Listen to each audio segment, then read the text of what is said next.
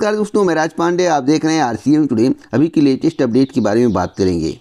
हर एक जानकारी सबसे पहले मैं आप तक पहुंचाने का प्रयास करता हूं, वही जानकारी देता हूं जो पूर्ण सत्य होता है। वीडियो पूरा देखिए, समझने का प्रयास करिए, जिससे आपको पूरी जानकारी मिल सके। सही जानकारी दूंगा, 100% ऑथेंटिक जानकारी दूंगा। मेरी जानकारी आप दूसरों से शेयर भी कर सकते हैं। कभी भी आपको कोई गलत नहीं कहेगा और मेरी बातें गलत नहीं होंगी। अगर किसी परीक्षा तिथि में या किसी बात में मेरे द्वारा परिवर्तन किया जाता है, उसका कुछ कारण होगा। वह कारण मैं आपको भविष्य में बता दिया करूंगा। सबसे पहले मैं बात करूंगा नए आयोग के गठन को लेकर। लेकिन अगर आपने अभी तक चैनल को सब्सक्राइब नहीं किया है तो चैनल को सब्सक्राइब कर लें, जिससे आपको समय समय पर सही सटीक जानकारी मिलती रहे। उससे पहले आप भी इस वीडियो को शेयर कर दें। नए आयोग के गठन के पहले मैं आपको बता दूं, अगर आपका स्वास्थ्य अच्छा रहेगा तभी आप जिंदगी में कुछ कर पाएंगे। इसलिए स्वास्थ्य को बेहतर करने के लिए आपको दोपहर में आधे घंटे से ज़्यादा नहीं सोना है। अगर आप दोपहर में 3 घंटे 4 घंटे सोते हैं तो यह आपके लिए जानलेवा साबित हो सकता है। दिन में अधिक नींद लेने पर दिल के दौरे का खतरा रहता है। आपको बता दें, 20,000 लोगों के डाटा के जरिए यह निष्कर्ष निकाला गया है। तो अगर आपको दिल की बीमारी से बचना है, डायबिटीज़ से बचना है या इत्यादि प्रकार की बीमारी से बचना है तो आपको दोपहर में कम नींद लेना है। सोइए ना तो भी बेहतर है, वह कोटा आप रात में पूरा कर लें। अगली अपडेट के बारे में बात करेंगे। अगर आपको परिषदीय शिक्षकों की पदोन्नति में जल्द ही कोई निष्कर्ष चाहिए तो टेट का पेज हटाना पड़ेगा। अगर टेट का पेज रहेगा तो पदोन्नति नहीं हो पाएगी। बहुत बड़ा बवाल होने जा रहा है। मैं आपको बता दूं कैसे। लंबे समय से पदोन्नति यानी कि प्रमोशन का इंतजार कर रहे परिषदीय शिक्षकों की प्रमोशन पर फिर से संकट मंडराने लगा है। जिलों में वरिष्ठता सूची तैयार कराने के बाद अब टीईटी यानी कि टेट पास शिक्षकों की जानकारी मांगी जा रही है। ऐसे में शिक्षकों की यह चिंता सताने लगी है कि जिन्होंने अभी तक जूनियर टीईटी पास नहीं की है, वे कहीं प्रमोशन की सूची से बाहर ना हो जाएं। तो बाहर होना तय है। अगर आप टेट नहीं पास है और टेट मांगा जा रहा है तो प्रमोशन आपका कैसे होगा? इसलिए इसे हटा ही देना चाहिए। अगर इसे हटाया नहीं गया तो गारंटेड कहता हूँ प्रमोशन होना नामुमकिन है। अब हम बात करेंगे नई भर्ती को लेकर। 200 नई भर्ती का विज्ञापन बहुत जल्द आपको देखने को मिलेगा। पीजीआई में नौकरी पाने की आस में बैठे युवाओं के लिए खुशखबरी है। बड़ी संख्या में पीजीआई में भर्ती की प्रक्रिया शुरू हो गई है। डॉक्टर से लेकर टेक्नीशियन, दूसरे संवर्ग के गैर शैक्षणिक कर्मचारियों की भर्ती शुरू की गई है। अफसरों ने 2 से 3 माह में भर्ती प्रक्रिया पूरी होने का दावा किया है। अगर आप चाहते हैं पीजीआई में आपकी नौकरी लगे तो वीडियो को पूरा देखते रहिए। पीजीआई में बड़ी संख्या में डॉक्टर, पैरामेडिकल स्टाफ, नर्सिंग व अन्य श्रेणी के कर्मचारियों के पद खाली थे।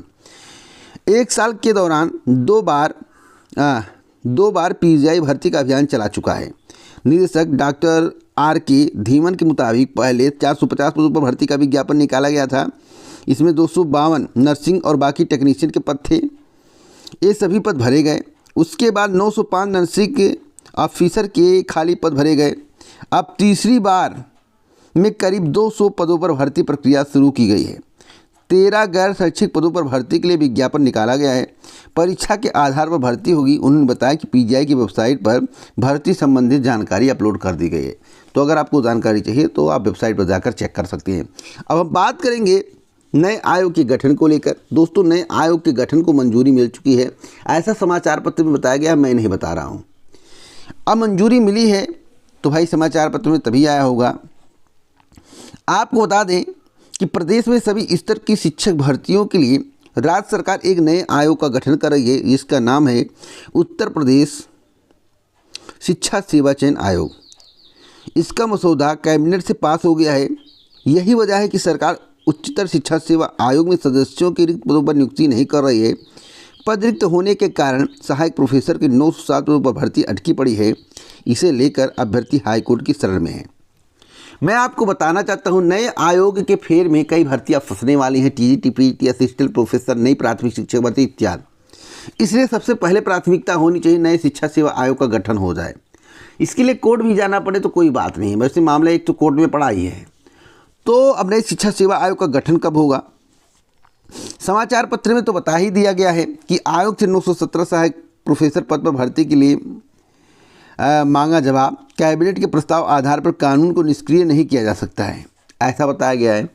मैं आपको बताना चाहता हूं, अगर आप नए शिक्षा सेवा आयोग का गठन कर रहे हैं तो धारा 144 यानी कि चुनाव समाप्त होने के बाद आपको पुनः इसके संबंध में प्रयास करना चाहिए। नहीं तो ज़्यादा वक्त बीतेगा तो सारी भर्तियाँ 2024 चुनाव के बाद चली जाएंगी। इसलिए अगर आप भर्ती को समयाबद्ध तरीके से कंप्लीट कराना चाहते हैं तो आपको नई शिक्षा सेवा आयोग के गठन पर फोकस करना होगा, उसके लिए थोड़ा प्रयास करना होगा। तो जितने भी स्टूडेंट इस वीडियो को देख रहे हैं शेयर करें, जिससे लोगों को सही जानकारी मिल सके। वैसे कोई भी परीक्षा हो, चाहे टीजीटी पीएचडी परीक्षा हो या असिस्टेंट प्रोफेसर परीक्षा हो, अभी नहीं होने वाली है। इसी नए शिक्षा सेवा आयोग के गठन को लेकर सरकार ने उत्तर प्रदेश उच्चतर शिक्षा सेवा आयोग में सदस्यों की नियुक्ति नहीं की, उत्तर प्रदेश माध्यमिक शिक्षा सेवा चयन बोर्ड में सदस्यों की नियुक्ति नहीं की। सरकार कह रही है कि जो भी भर्तियां अब होंगी नई शिक्षा सेवा आयोग के माध्यम से होंगी, इसलिए सारी भर्तियां उसी के फेर में फंसी पड़ी हैं। तो उसमें आपको कैसे निपटारा करवाना है इसके बारे में आपको सोचना पड़ेगा, थोड़ा प्रयास करना पड़ेगा। सरकार तो मौना धारण बैठी हुई है, तो आप लोग थोड़ा प्रयास करिएगा चुनाव के बाद। मैं तो यही कहूँगा, आगे आपकी इच्छा। अब हम बात करेंगे 2100 नए शिक्षकों की भर्ती को लेकर। मैं आपको बता दूं कि प्रदेश के हर मंडल में खुले जा रहे आवासीय संस्कृत विद्यालयों में नियमित शिक्षकों की बहाली होने तक मानदेय पर 2100 यानी 2100 अध्यापक रखे जाएंगे।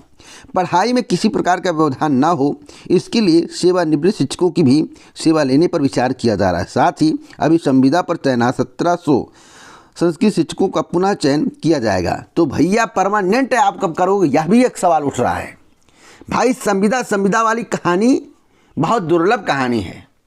और मैं आपको बता दूं, अगर संविदा पर आप भर्ती करने जा रहे हैं तो परमानेंट कब करेंगे यह भी बता दीजिए। 1 साल में करेंगे, 2 साल में करेंगे, 3 साल में करेंगे, कब करेंगे, कब तक संविदा पर कार्य चलेगा, यह भी एक सवाल है, सभी के जहन में गूंज रहा है। तो मैं आपको बता दूं, अगर संविदा पर ही भर्ती करनी है तो भैया करिए, परमानेंट का नाम मत लीजिए। अगर आप परमानेंट का नाम ले रहे हैं कि भैया जब तक संविदा पर तब तक रहेंगे जब तक परमानेंट भर्ती नहीं होगी, तो परमानेंट भर्ती कितने सालों में कर लेंगे यह भी बता दें।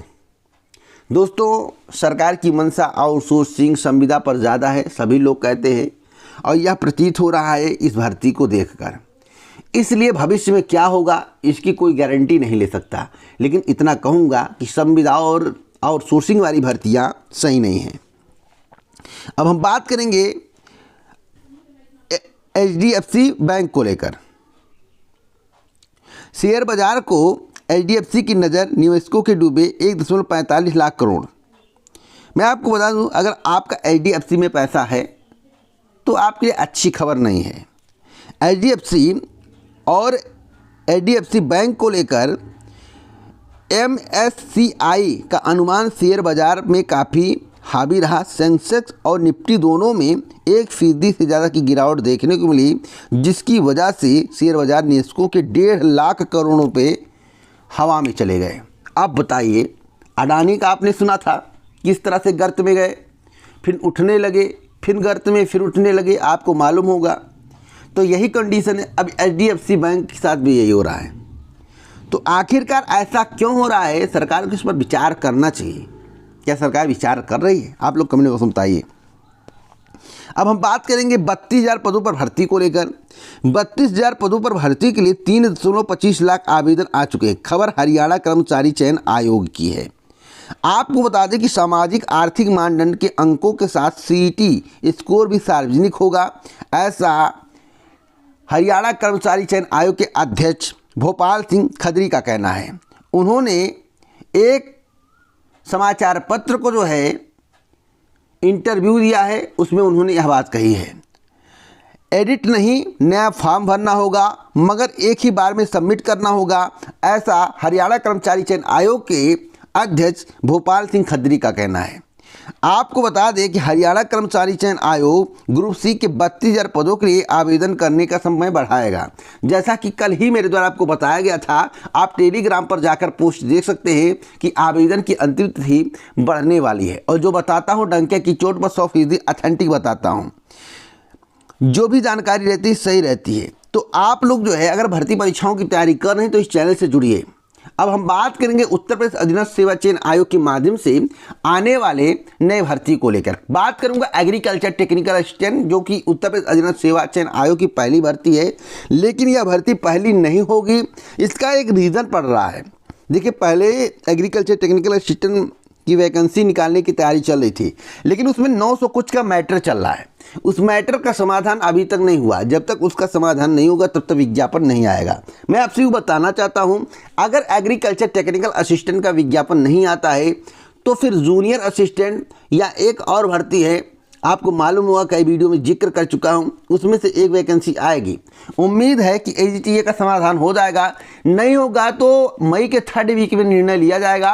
मई के 3rd वीक में बैठक होने के बाद विज्ञापन आपको मई टू जून में देखने को मिल जाएगा। वैसे उम्मीद है कि पहला विज्ञापन आपको मई माह में ही देखने को मिल जाए, इसकी उम्मीद जताई जा रही। नहीं होगा तो जून माह तक आ जाएगा, लेकिन 3rd वीक में जो बैठक होगी उसी में सब कुछ निर्णय होने वाला है। आगे कोई अपडेट मिलेगा तो इस चैनल के माध्यम से दिया जाएगा। पूरा वीडियो सुनने के लिए दिल से धन्यवाद।